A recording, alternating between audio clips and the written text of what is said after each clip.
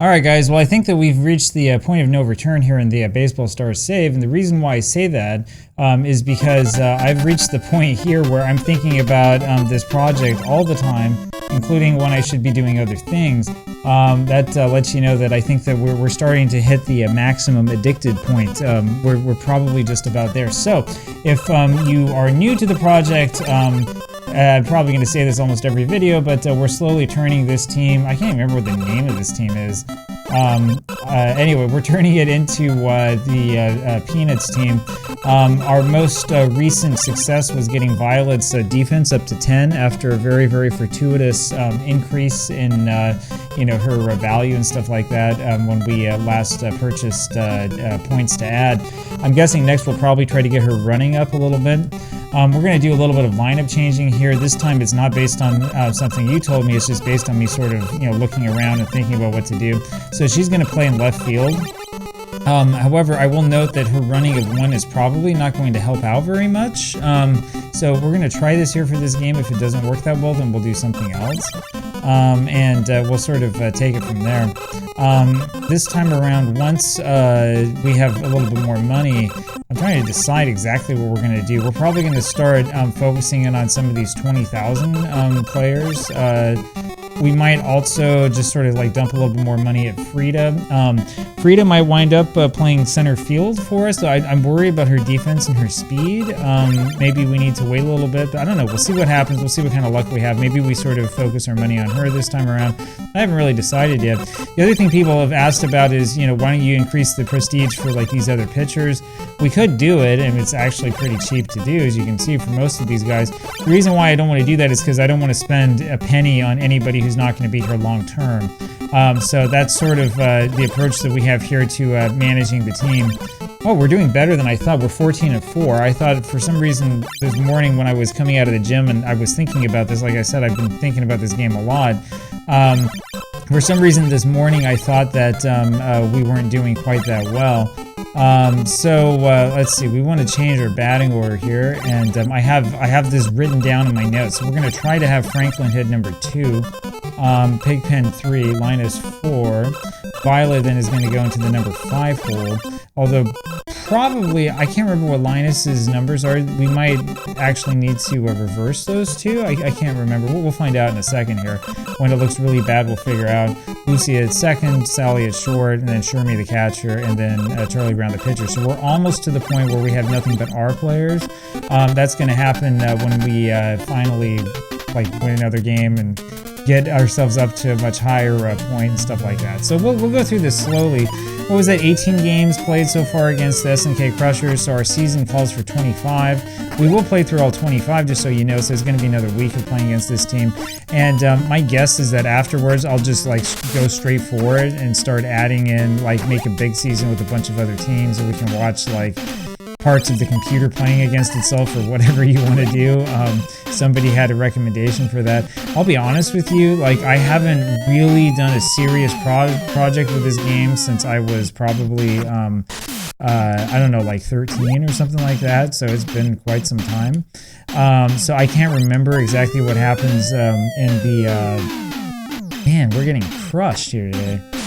I can't remember exactly what happens when you have multiple teams in season mode and you're trying to make it so that you play games automatically and stuff like that. I can't remember exactly what the game does, so we're gonna find out here before too long. We'll know in about a week, and we'll figure it out from there.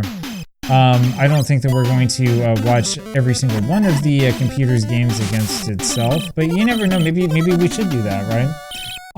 What was that? I was reading, I think, what somebody on GameFAQs wrote about, I think it was RBI Baseball, and talking about watch mode and saying, if you're really bored, you can sit down and watch the computer play against itself. Funny thing about RBI Baseball, actually, is that that's kind of a trick you can do, because you can control, I can't remember if it's the first player control or second player control, you can control one of the teams, and so you can actually play the game when you're in watch mode, except that allows the computer to do the thing, auto fielding thing and stuff like that if you want. I don't know why you'd want to do it, because the game's more fun if you play it the real way, but, people like to, geez. Okay, I need to actually, concentrate on where the pitch is going. Well, that wasn't very good. Alright, Pigpen's still upset after being hit last game. You remember that? They hit him? We need to get our revenge against this team.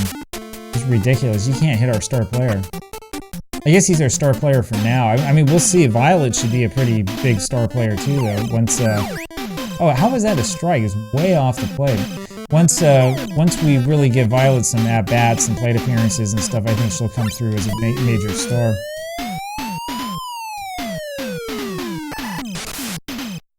Alright, so 2 out. Somebody was telling me too that you can get your player to stop exactly halfway. I don't think that you can. I think that you have to have them sort of like run around just like I was doing. Kind of run half of the way to the bag and then run half the way back and stuff like that. I don't remember being able to stop them like when I was a kid playing this game. But I've forgotten about a lot of things like those ridiculous strike calls. I mean, that was way out of the strike zone. Alright, we gotta at least score a run, right? It's embarrassing. It's embarrassing for us to be, like, behind to this team. We should be crushing them every single time. Speaking of embarrassing, that was really an embarrassing at-bat. That was awful. So much for that. We're down 1-0. But, you know, I wanted to do this, right? We wanted to do it this way so that we have increased suspense. It helps with the clickbaitiness of this, you know, this project and stuff like that, right? Anyway, if we had better defense, we could have probably thrown that guy out.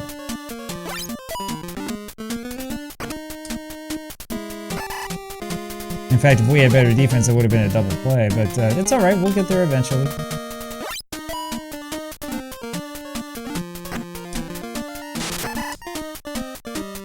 So I guess that their goal right now is to just bunt until you get to Paul, and then hopefully he hits a home run.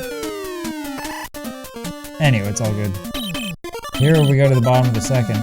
So I have another project coming up. Hopefully I'll have enough time today to do this. This is one of the reasons why I'm pushing to get this video out a little bit early.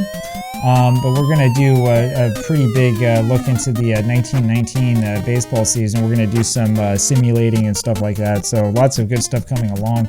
That's what I kind of have on my mind right now. Newspaper articles from 1919 and 1918 actually. So a lot of interesting stuff going on that people have forgotten about.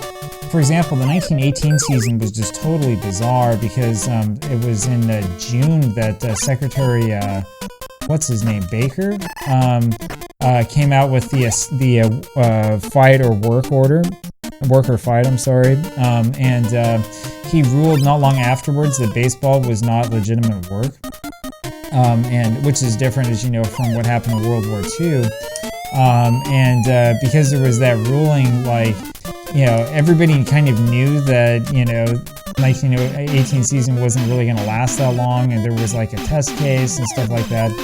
Anyway, the interesting thing is when you start looking through the newspapers, so I know from doing research earlier on the Federal League that back in 1914, 1915, the Chicago Tribune was very, very anti-war.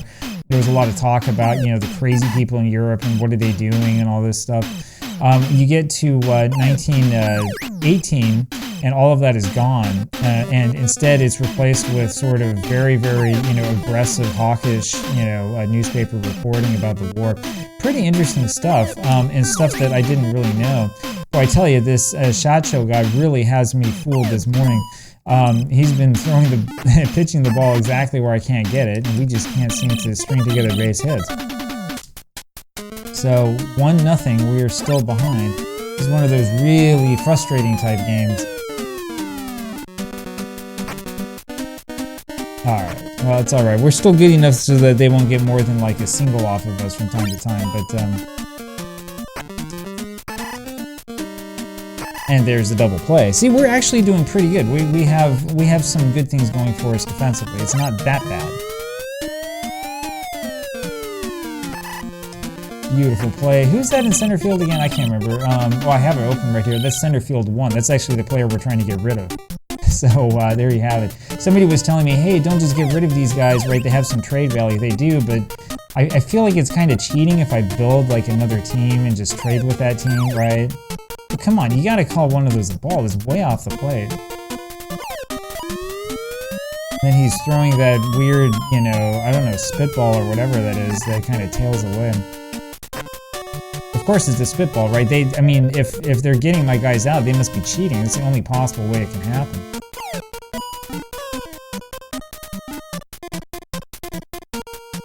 greatness with that aggressive swing. Yeah, you hit my star players, huh? We'll make you pay.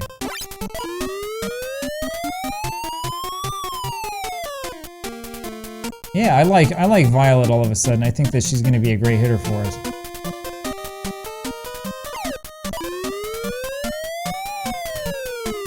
Get back, get back, get back. There we go. It's amazing how this game will take over your life if you play it. Those of you who are familiar with it can probably testify to the truth of that. This is the sort of game that you just keep thinking about, and you keep wanting to play when you're not doing it.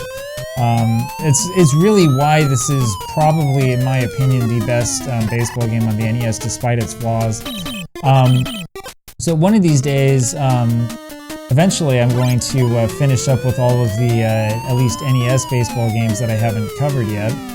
And that means playing Tecmo Baseball again. That game's pretty good, actually. It's not an awful game by any means. It's sort of similar setup to Bases Loaded, except it's faster. Go that way. There you go. That was a controller moment. Anyway, you know, Tecmo Baseball is not necessarily that bad, so, you know, eventually here I'll play it, and then we'll get something ready for, like, another video at some point in time or something like that.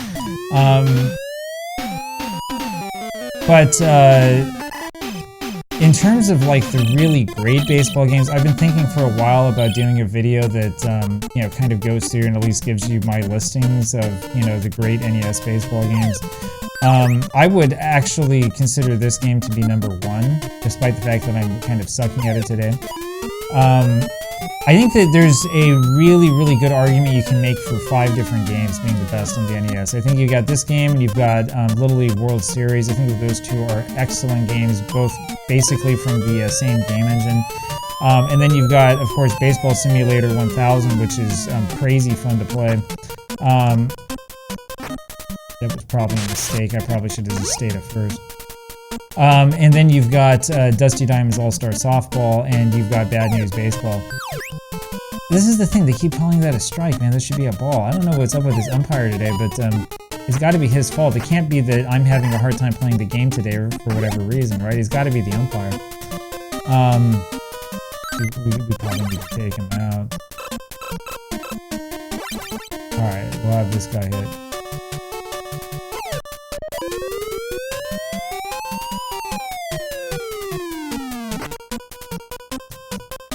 Fortunately, that wasn't caught. I was a little bit worried for a second there. Anyway, so yeah, those are the top 5 games I would consider. I honestly think that you could consider any one of those 5 games to be the best NES baseball game. But I tend to go with Baseball Stars, because when you get really into it, when you have a project going on, it really does kind of like take over your mind and your life in a way that the other games really don't. You know, like Bad News Baseball, for example, is fun, but, you know, you can play through an entire season pretty quickly, and, like, nothing will change and stuff like that. Baseball Stars is where, like, you keep thinking about, boy, should I have spent my, you know, in-game money on this or on that or whatever. Game's tied now, thank you very much. Hitting Pigpen again, Dusty Baker. Pigpen gets our Dusty Baker Award for today. It is a fine day. It's an absolutely fine day. It is so cold outside. We have, the temperature's got to be like maybe 10 degrees, and we have a big cold front coming, so it's somehow going to get colder. And we have all of this ice on the ground, snow and ice. It feels like concrete, so it's a ton of fun. It does remind me a lot of living in Canada. So we lived in Canada 2013 to 2015, so it's been over a decade now. I can remember how crazy the weather was there. Like, you would get these days where it would be minus 40, which is where Fahrenheit and Celsius meet. And I can remember that, like, the sun would be out, and when the sun was out, that was when it was coldest, which is just bizarre. But yeah, you would get these temperatures that would just get so cold. The fun thing, by the way, if you've never experienced minus 40 degrees, is that you get to the point where you can't tell the difference between, like, I don't know, it's like minus 30 and down. Like, you can't feel that there's a difference. And there's number 1 for Violet. There we go. So she's showing Linus up, that's for sure. He hasn't hit any 4s. I think that he still needs to be upgraded a little bit, but Violet's put us up 2-1. This is a close game. Hey, this might be finally an exciting game where we don't win by 10. Let's get Lucy on base again. Anyway, so yeah, I remember how cold it was, and you look up at the sun, and you would think, I mean, is it like mocking me? Is it trying to like play a prank on me or something like that? Because it would be insane, right? If you had cloud coverage, there's something about, I can't remember this, I read this at the time. There's something about the way that you know, the clouds would keep in heat that would allow the weather to be a little bit warmer. So if the clouds were out, it would be like -20 Celsius, whatever it is Fahrenheit. But if you had a sunny day, it would be down to like -40, -45, something like that, right? It was just absolutely insane. And also, it's the only time I've ever seen it so cold that it couldn't snow. So you'd get snow in the forecast. Remember, we would look at, you know, our phones or whatever app it was we were using. It would tell us that, oh, it's going to snow like for this period of 3 hours or something. And then it wouldn't snow at all. And then you'd realize that it wants to snow, but it can't because it's too cold. So anyway, if you're a meteorologist, maybe you can go in the comments and sort of explain to me exactly how this works. So it's not quite that cold here, but the cold here kind of reminds me of that. Now, the other thing I'll tell you is that if you find yourself in a circumstance where you have to be in those kind of conditions, like, you know, I don't know, if your job sends you to Antarctica or something like that, my recommendation is that you go out to greet the cold and not just try to hide yourself away from it. Like, you can hide yourself away, you can sit down and play board games all day and do stuff like that, you know, or assuming that, you know, it's like a Saturday or whatever. But you're going to have a much better time if you actually go outside and experience the cold. It makes you feel better, it makes you happier, it helps stave away like depression and stuff like that. So that's really what you want to do when it's like brutally cold like that outside. So anyway, I just came back from the gym, which actually had a surprising number of people in it. So I've been doing my best to sort of get out. Once the dog wakes up, then I'm going to take the dog out. So I will go out and brave the cold. We need to get a little bit more speed on this team. This is starting to drive me nuts. We should be getting base hits out of that, not ground outs. That's all right, one bit at a time. That's the beauty of Baseball Stars. Anyway, so yeah, it is a really nice day out there, let me tell you. And then it's going to get colder, of course. We have a big cold front coming in. We were worried for a little while. There was some talk about there being more snow out here, which would be insane. It's already, like, you know, made things to the point where my kids haven't been to school all week because of the crazy amounts of snow that we have. Technically, they probably could have gone. You know, DC schools opened up on Thursday. Out here in our county, they were going to open up schools on Thursday, and then there was an outcry, so they decided not to. I think that there was an outcry, though, largely because it's just so hard to get around. Like, for example, the street that's right in front of our house, which is, I wouldn't say a major street for residential section, I guess it's kind of major, but they did plow it, but you can like barely get one car in both lanes through because they kind of like stack the snow up to the side. So like the mailman cannot reach our mailbox because there's, you know, still like, you know, I don't know, maybe like 1.5 feet of snow in front of it, and then like it's about 1 foot tall. So anyway, that's what we've done. All right, let's focus on this game. Let's get some runs. Jeez, man. Or let's head into a double play. Good job, Linus. And the problem is that he's got so much strength now. He's hitting the ball hard. Anyway, maybe Violet will hit us a home run. Then it won't be so close anymore. It's been a while since we've had a game this close against this team. Maybe I shouldn't have taken out the left fielder. I don't know. Or maybe it's just that for whatever reason this morning I'm not seeing the ball as well as I should.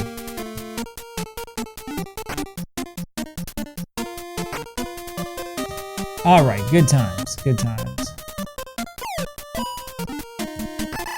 Well, that does that, so that didn't work out anywhere near as nicely as I was hoping. And now we got to face the heart of their order.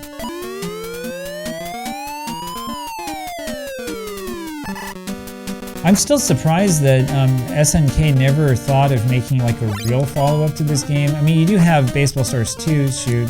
That's my bad, I pushed the wrong thing. You do have Baseball Stars 2 on the NES, of course, which takes away a lot of features that we know and love. You also have Baseball Stars 2 on the arcade, which is a game that I'll play here before too long. Boy, that Paul just gets us every time.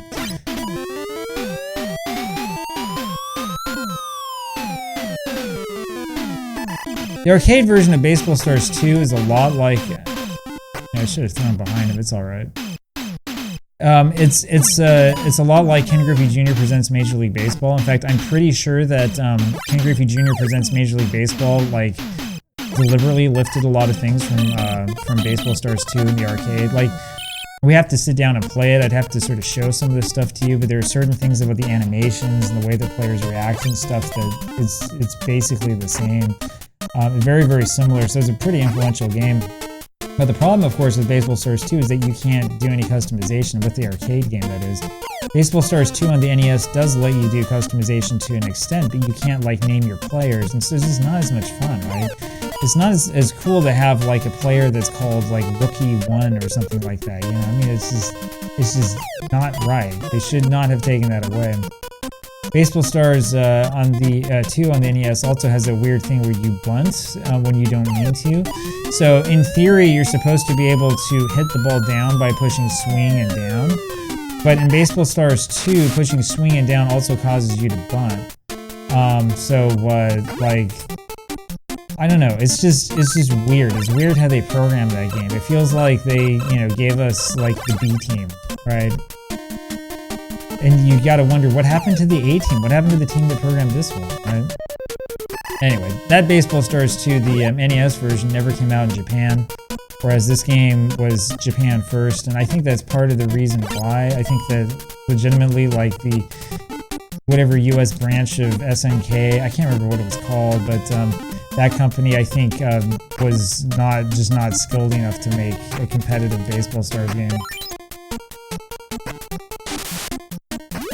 Alright, so now we're up by 2. Now this game isn't that close anymore, but this has been a pretty ugly cold morning of baseball for us. What I should call this, right, since it's Saturday, this has got to be the game of the week, right? And that's what's going on. They're kind of showing off for the NBC crowd, or NBC cameras, you know. Oh yes, drop on through. 4-1 now. Alright, and now they're going to change pitchers. Great, so we get to see Kono again. See if Pikmin can go deep. Put this one out of reach. Wow, that wasn't very deep, was it? Alright, so now we'll put our save specialist in and let's have this, let's get this game over with. It's not good. Stay in the park, please. Man. So here's a question for you. Has anybody, like, seriously played this game without making, like, your own team? Have you ever, like, tried to play a whole season with, like, American Dreams or something like that? Yeah, because you can do it. You can set it up so that you're always controlling whatever team you want to control, actually. But have you ever actually done that? I mean, I don't think that I've ever tried it, right? Because the real joy in this game is, you know, making it your own and giving guys certain names and stuff like that, right? Anyway, so let me know if you've ever done this game like the other way. Because that's the thing about this, right? It's not just sort of a baseball management game. You know, you have elements of this game that are similar to, you know, RBI baseball, bases loaded, blah, blah, blah, right? Anyway, we win in the end 4-1. Pitcher C1 is a 7-1 record, which is great considering we haven't spent any money sort of building him up. Shacho pitched very well and has 0 wins and 8 losses. So we had 31,000 as our attendance, which I think is a little bit lower than it was yesterday. So I don't know, they might be getting sick of us by now. Now we get to do the fun part. Yeah, see, Linus has a 10 and an 11 and he can't buy a hit. Violet has a 10 and a 10 and she was hitting the ball over the park. So what I said I think I was going to do is we're going to pump up Frida, I think, a little bit. So we're going to focus on her first. Well, that doesn't do very much, does it? So, okay. I don't know. We'll do something like that. And now that we have a little bit more money to spend, now we should probably start using this wisely and thinking about what we want to do.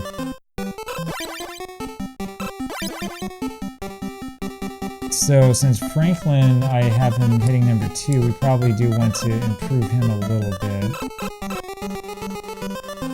That gives us about 12,000, I think. Probably not enough to do very much. So what we're going to do is we're going to get rid of this player, I think. Yeah.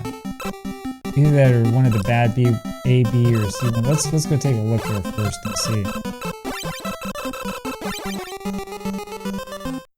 So the thing is, that player can still play defense. This player cannot. This player can't. This player can play defense. So well, we're gonna get rid of all of them eventually. We'll probably get rid of bad B1.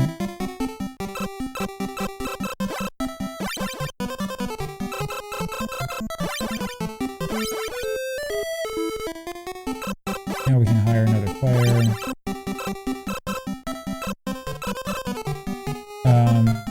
Yeah, we'll do it right-handed.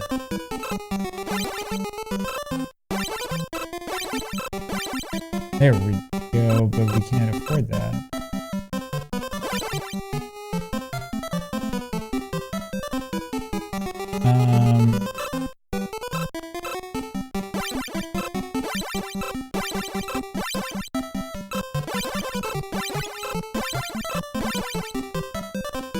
I don't know, what do you think? Probably this one?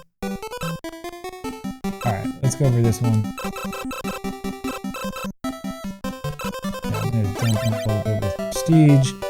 We'll give this player a name after we're done spending all of our money on this rookie, so we'll do that. We'll give him the name next time.